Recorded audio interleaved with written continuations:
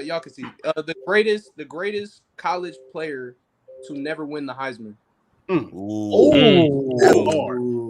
That's hard. I like that. I like that. You come with the question today. The best player to never win a Heisman is easily Melvin Gordon. When you look at his team, when you look at what he did with that Wisconsin team, he literally had nobody. He literally single-handedly carried them every single game, every single win to, I believe, a 9 or 10 win season and won them a bowl game. Yo, Melvin Gordon was a beast in college. He had 1,600 yards, I believe, his sophomore year, and his junior year he followed it up with 2,500.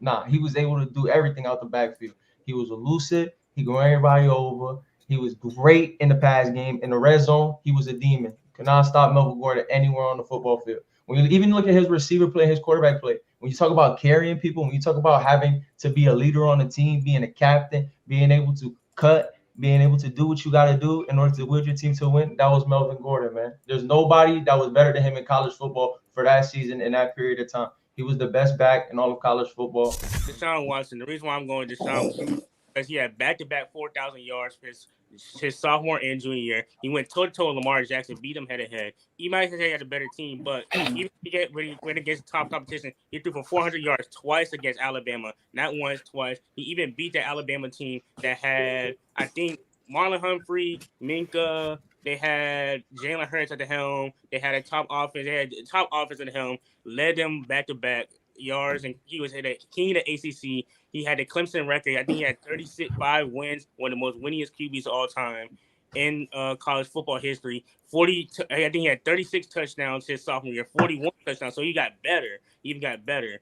And he had to go against some tough competition at quarterback. He's the best quarterback to never win the Heisman because he's the most winningest QB in Clemson history, one of the most talented quarterbacks of all time. And not only that, he got a national championship against arguably one of the best teams all time, one of the first people to beat Nick Saban. All right, when you look at I don't believe that is Deshaun Watson, because when you look at Deshaun Watson and you look at the team he had a great team around him, unlike Melvin Gordon. When you look at Deshaun Watson's team, he had Dexter Lawrence on his team. He had a great defense. He had receivers. He had a great offense.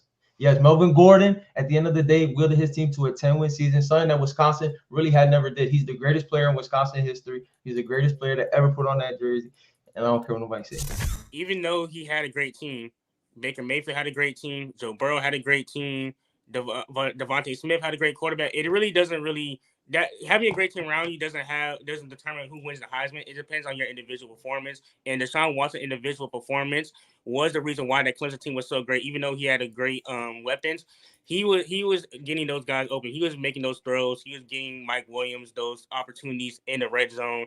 He was making those top end throws against Alabama. It's the player choice way. Yeah, them boys don't get it started. The player choice way.